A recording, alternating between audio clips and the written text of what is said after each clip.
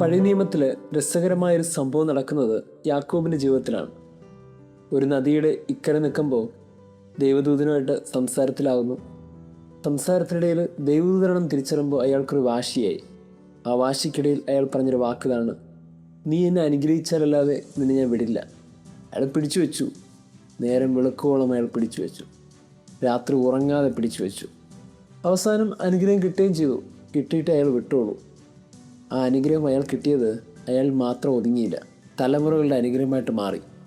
അങ്ങനെ വാശി കാണിച്ച് നേടിയെടുത്ത ചില മനുഷ്യരെ നമ്മൾ പലയിടങ്ങളിൽ കാണുന്നുണ്ട്.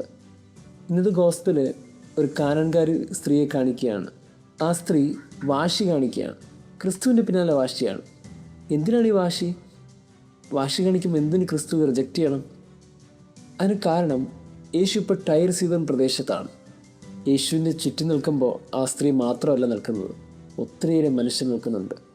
ഈ മനുഷ്യർക്കിടയിൽ നിന്ന് അവൾ ഈ കാര്യം പറഞ്ഞുകൊണ്ടിരിക്കുമ്പോൾ ടൈർ സീതൻ പ്രദേശത്തിൻ്റെ പ്രത്യേകത കൂടി നമ്മൾ മനസ്സിലാക്കണം. ഒരുപാട് ദൈവങ്ങളുള്ള ഒരു നാടാണത്. അന്യദേവന്മാരെ മാത്രം ആരാധിച്ചു പോകുന്നൊരു നാടാണത്. അവർക്ക് ഏകദൈവ വിശ്വാസം ഇല്ല. അങ്ങനെ ഡിഫറെൻ്റ് ആയിട്ടുള്ള റിലീജിയൻ സൂക്ഷിച്ചുകൊണ്ട് ഡിഫറെൻ്റ് ആയിട്ടുള്ള ഫെയ്ത്ത് പെർസ്പെക്റ്റീവ് ഉള്ള ഒരിടത്ത് നിന്ന് ക്രിസ്തു സംസാരിക്കുമ്പോൾ ക്രിസ്തുവിനുള്ളവർ വ്യക്തമായിട്ടറിയാം, ഇവരെല്ലാവരും ഒന്നിലേക്ക് എത്തിച്ചേരണം. ആ ഒന്ന് എന്ന ദൈവത്തിലേക്ക് എത്തിച്ചേരാനായിട്ട് ഇവരെങ്ങനെ പഠിപ്പിക്കാൻ പറ്റും? അങ്ങനെ ക്രിസ്തു റിജക്ഷൻ നടത്തിക്കൊണ്ടിരിക്കുമ്പോൾ അവളുടെ വാശി കൂടുകയാണ്. അവളുടെ വാശി മറ്റൊന്നിനുമല്ല, എൻ്റെ വിശ്വാസം, എൻ്റെ പിടിവാശി എന്നെ അനുഗ്രഹിക്കണം എന്നുള്ള വാശിയാണ്. ആ അനുഗ്രഹത്തിന് മുമ്പിൽ ഗോസ്പൽ എന്ത് ചെയ്യുമ്പോൾ അവൾക്ക് അനുഗ്രഹം കിട്ടിയെന്ന് മാത്രമല്ല നമ്മൾ കാണുന്നത്.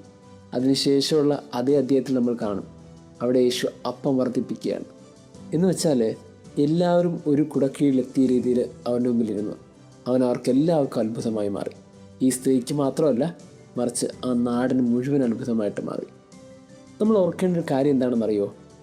ചില പിടിവാശികളൊക്കെ നല്ലതിനാണെങ്കിൽ ആ പിടിവാശിയും നല്ലതാണ്. എനിക്ക് നീ ഇല്ലാതെ പറ്റില്ല എന്നും നിന്നെ വേണമെന്ന് പറഞ്ഞ് കാണിക്കുന്ന പിടിവാശിയില്ലേ, ആ വാശിക്കിടയിൽ മനസ്സിലാത്ത ദൈവം അല്ല നമ്മുടെ.